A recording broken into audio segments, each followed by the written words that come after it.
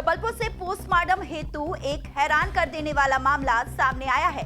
आपको बता दें कि कुंडम थाना पुलिस द्वारा एक शव जिसे दफना दिया गया था उसे 45 दिनों बाद कब्र से निकालकर पोस्टमार्टम हेतु जबलपुर मेडिकल जिला चिकित्सालय लाया गया है। और तमाम जानकारी के लिए चलते हैं हम जबलपुर से हमारे संवाददाता अखिलेश सोनी के पास।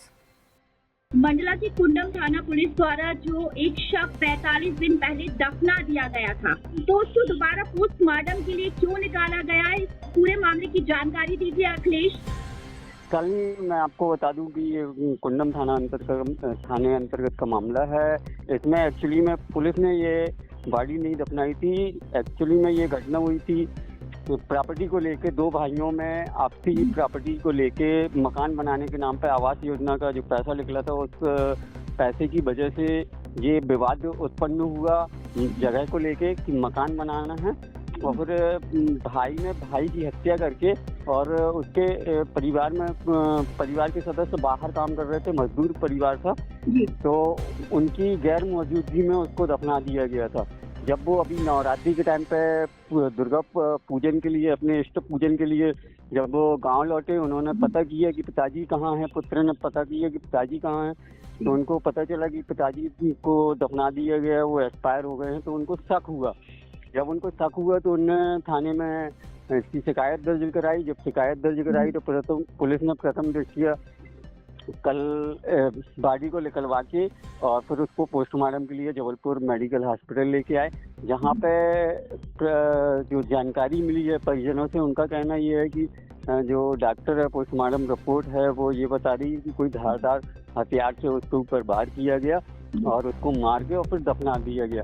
उसी तारतम्य में पुलिस उसी को दृष्टिकोण रखते हुए आगे की जो प्रक्रिया है, जांच है, वो कर रही है और मुलजिम की तलाश कर रही है। तो जैसा कि आपने कहा कि शंका के आधार पर बॉडी को बाहर निकलवाया गया है, तो उसका पोस्टमार्टम हो गया क्या? जी, पोस्टमार्टम के लिए लाश मेडिकल हॉस्पिटल में लेके आई गई थी और जो अभी पोस्टमार्टम में जो डॉक्टर द्वारा परिजनों को बताया गया कि उनकी धारदार हथियार से इस पे बॉडी पर चोट किया गया है जिससे उनकी मौत हुई है। तो ये पूरा मामला हत्या का है। अब कहीं ना कहीं परिजनों के कहने के मुताबिक ये मामला हत्या का है। अब आगे जो भी जांच पुलिस करेगी उसमें पूरा खुलासा होगा। जी, तमाम जानकारी के लिए शुक्रिया अखिलेश। मैं ऊपर मेरी ही मकान में ऊपर दतूर बना रहा था मंजर, तो इन दोनों मेरे ये जो ख़त्म हुआ ये मंझले भाई है और जो जिनके संग विवाद हो रहा है वो छोटा भाई है।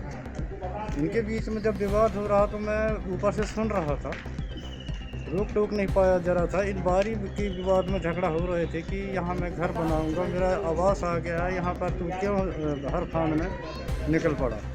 तो ये मेरे ही सामने हर ला के रखा और इसके बाद बैलों के लिए गया। जब बैला लेके आ रहा है उस समय पर ये नन्हे के साथ में विवाद कर रहे थे। वो एक लकड़ी पे छोड़ रहा था ये बसूला लेकर, और इसके बाद मैं एक नतनिया छोटा वाला मेरा 2 साल का नतनिया उसे मैं लेके नीचे चला गया। वैसे चाय पी रहा था। चाय पीने के बाद नतनिया को पिलाया। फिर कम से कम 20 मिनट के बाद मैंने करके देखता हूँ तो उसी हर पे ये खपका हुआ पाया, यानी ख़त्म ही हो गया था। फिर क्या हुआ?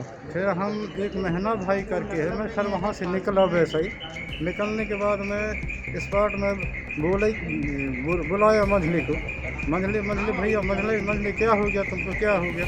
मंझला भैया कुछ नहीं बोल रहा। इसके बाद फिर एक हमारे पड़ोसी महीना भाई निकला।